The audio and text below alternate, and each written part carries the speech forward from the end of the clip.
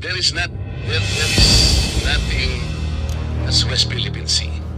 Wala po yun. That is a creation by us.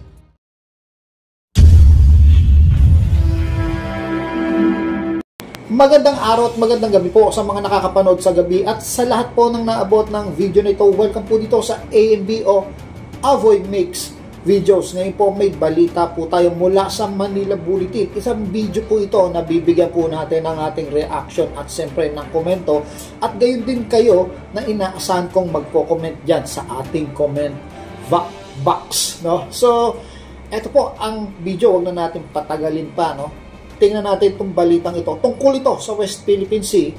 At ito ay isang kongresista na mukhang kampi sa China. So, tingnan natin kung ano yung sinabi niya. Ito po, mula sa Manila Bulletin. Director, kasi sinabi mo kanina, we must empower our people. Tama naman yun. We have to enlighten our people. Because if our people are able to distinguish what is fake and what is true, sila lang, they can always repel. Maski na konting tulong. Stop natin saglit, no? So, makikita niyo po dito, wala sa mapa, no?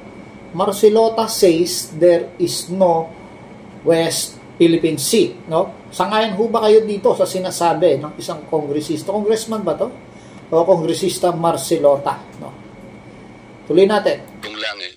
Halimbawa kanina sabi ni Chair Dan, ang problema natin is the West Philippine Sea. Okay. But sinong agency ng government ang nag-empower sa ating mga kababayan para malaman nilang complications ng West Philippine Sea? Isipin po natin, sir, there is nothing as West Philippine Sea. Wala po yun. That is a creation by us. Sa totoo lang po, kahit nabasahin mo yung ating mapa or what, there is no West Philippine Sea.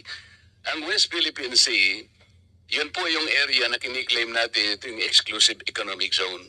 So, sinasabi niya, wala naman talagang West Philippine Sea, no? Kundi South China Sea, no?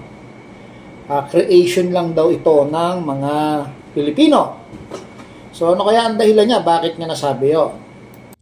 The complications of the West Philippine Sea has not been explained to our people. Kaya po, nagiging vulnerable tayong lahat eh.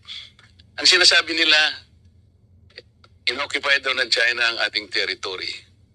Sir, sa totoo lang po, if CICC and other agencies would cooperate with one another to empower our people, to educate them all, wala pong madideceive kahit ano pang gawin ng China.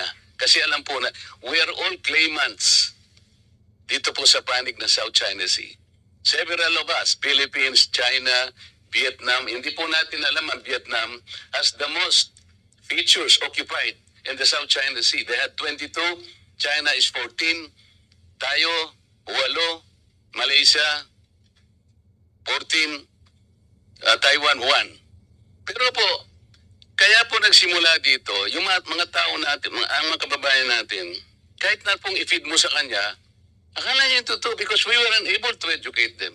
We have not enlightened them as to the complications of the South China Sea. What is the South China Sea? Di ba? So, doon po tayo magsimula. Ngayon, magdi-discuss tayo. So, sandali lang po, ano? Nung ako'y maliit pa, no?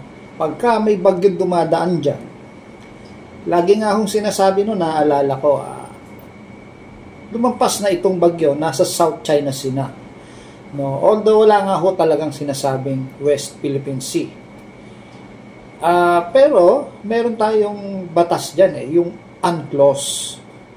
Yung UNCLOS na yon, lahat ng mga bansa po doon ay naging pumirma, kahit even China, pumirma doon sa UNCLOS na yun. Yun yung maritime law, yung 200 nautical miles na EEZ, Exclusive Economic Zone. Ano? So, ibig sabihin, economic eh. Exclusive economic. So, doon sa loob ng 200 nautical miles, yung mga likas na yaman doon, Dapat ang nakikinabang nun, mga Pilipino. Yung kasi yung nasa batas nung UNCLOS, na even yung China, pumirma dyan. At yung mga ASEAN, yung mga iba pang mga nasa boundary, nasa area dyan, no? Malaysia, Vietnam, pumirma ho dyan sa tinatawag na 200 nautical miles. Pero ano po ang ginagawa ng mga Chinese? Noong una, pinapayagan nilang mangisda eh. Pero ano yung unang ginawa nila sa natatandaan nyo? Binangga nila yung mga binabangga nila yung mga Filipino fishermen, no? Una, hindi pa yun identified, pero walang ibang gagawa nun kung hindi sila. Yung mga militia, mga Chinese militia, no? May mga namatay na dyan eh. So, bakit na-invento itong West Philippine Sea sa panahon ngayon? Siyempre, inimbento rin nila yung 9-dash line. Wala rin naman yan noon eh. Diba? So, kailangan natin gawin ito.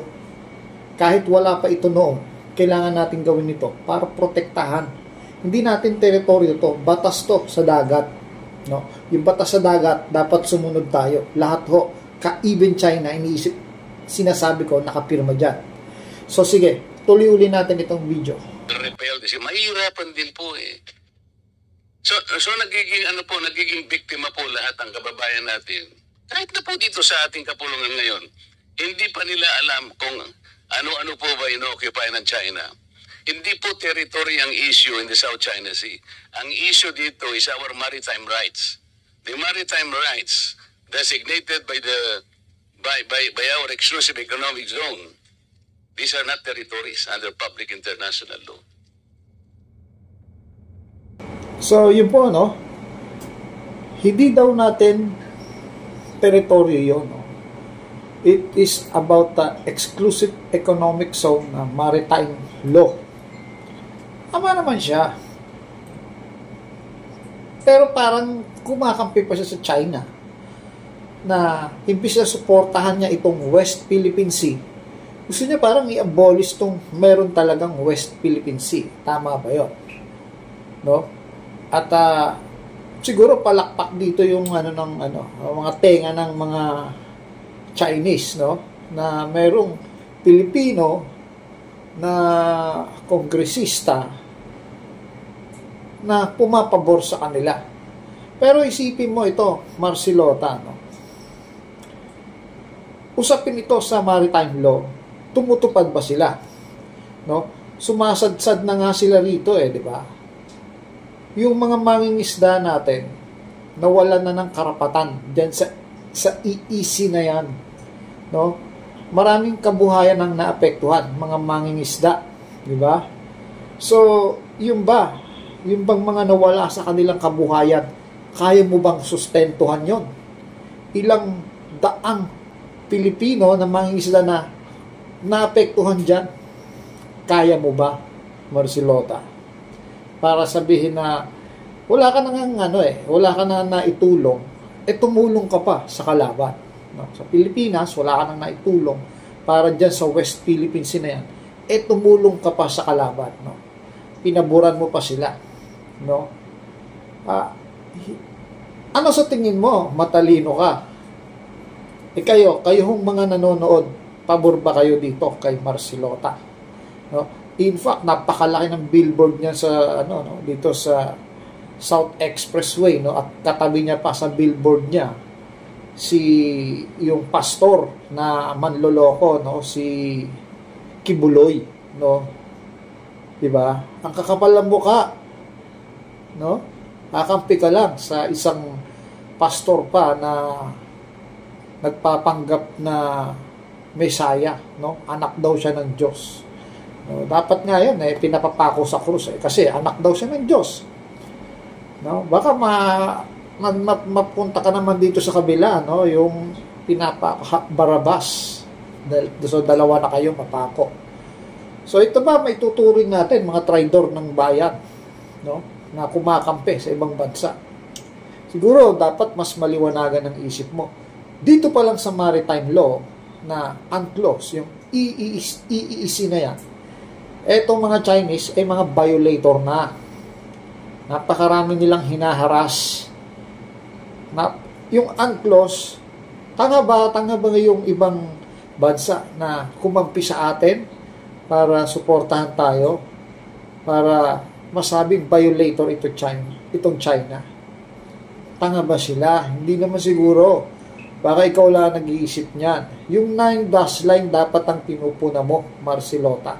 Wala pa yan sa mapa ng Pilipinas. Sa kine-create na mapa, yung 9 dash line. Dapat bilang Pilipino, yun ang iyong pinupuna. Hindi yung create nating West Philippine Sea.